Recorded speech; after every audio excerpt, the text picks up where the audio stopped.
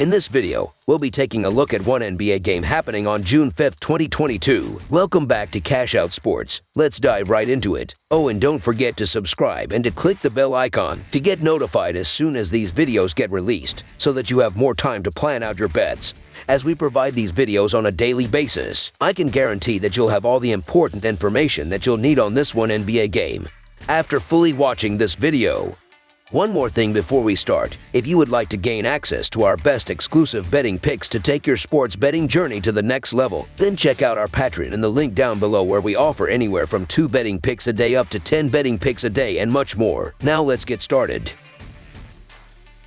Boston Celtics versus Golden State Warriors. After a historically bad fourth quarter, the Golden State Warriors hope to even up the NBA Finals when hosting the Boston Celtics for Game 2 of the championship series. A 40-16 scoring margin sung the Warriors their lullaby in the final quarter of Game 1 at the Chase Center on Thursday. They could be in deep trouble if they drop back-to-back home losses and go to Boston down 0-2 in the series. How will the Splash Brothers respond with their backs against the wall? The Golden State Warriors are averaging 114 points on 49% shooting and allowing 110 points on 44.5% shooting. Stephen Curry is averaging 26 points and 6.1 assists, while Klay Thompson is averaging 19 points and 4.1 rebounds. Jordan Poole is the third double-digit scorer, and Andrew Wiggins is grabbing 6.9 rebounds. The Golden State Warriors are shooting 38.2% from beyond the arc and 75.4% from the free throw line. The Golden State Warriors are allowing 37.4% shooting from deep and are grabbing 44.4 rebounds per game. The Boston Celtics are averaging 108 points on 45.7% shooting and allowing 101 points on 43.3% shooting. Jason Tatum is averaging 26.2 points and 6.6 rebounds, while Jaylen Brown is averaging 23 points and 3.6 assists. Marcus Smart is the third double-digit scorer, and Al Horford is grabbing 9.4 rebounds. The Boston Celtics are shooting 37.1% from beyond the arc and 81% from the free throw line. The Boston Celtics are allowing 32.4% shooting from deep and are grabbing 42.6 rebounds per game. Looking at the betting trends, the Celtics are 34-16 to 1 against the spread in their last 51 road games, 9-1 to 1 against the spread in their last 11 games as a road underdog, and 4-1 against the spread in their last 5 games overall. The Warriors are 4-1 against the spread in their last 5 home games,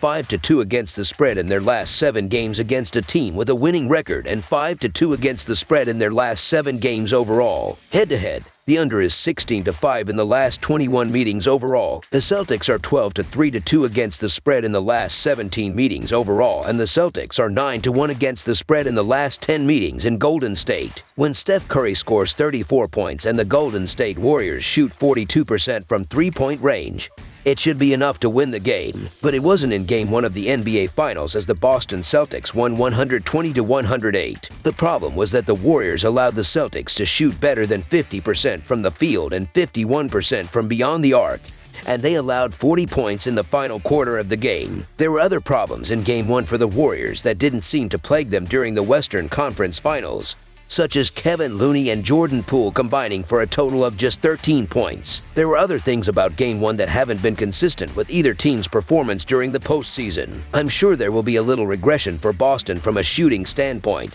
especially from three-point range. Al Horford also won't be the leading scorer for the Celtics for 2 consecutive games, and Derek White likely won't score 21 points in back-to-back games. In fact, it was just his second 20-point game in this postseason. Golden State looked like they were cruising to a win and covering the spread until they collapsed in the fourth quarter. The Warriors showed how to play Boston well in the first 3 quarters, as they proved they can knock down shots and get open early, while they also defended Tatum well and forced the Celtics to beat them with someone else. Along with that, Al Horford had 6 threes, which won't likely happen again. Golden State is also great against the spread at home, as they are 30-19-2, which is second best in the NBA and as home favorites. They are 27-19-2, which is the best in basketball. The Celtics would have taken so much confidence from their gritty win in Game 1, as they were able to withstand a big night from Curry thanks to some great team defense and some great shooting from the veteran Horford. What made the win more impressive was that they were able to get it done despite a poor shooting night from Tatum. So the Celtics clearly have all the momentum now. Meanwhile, the Warriors will be kicking themselves, as they were seemingly in full control until late in the third quarter, when Coach Kerr decided to rest all their scorers at the same same time, which opened the door for the Celtics to come back. Curry was kept relatively quiet after exploding for 21 points in the first quarter. So we really have to point the finger of blame at players like Green and Poole, who shot a combined 4 of 19 on Thursday. The Boston Celtics are attractive in the underdog role given how consistent they are and the fact they've covered 21 of their last 25 road games. I wouldn't talk you off the ledge if leaning toward the Celtics here. However, this is pretty much a must-win game for the Warriors if they're going to win this series. And they're an experienced championship roster that usually finds a way. We also can't ignore the Warriors had a comfortable lead in Game 1 entering the fourth quarter.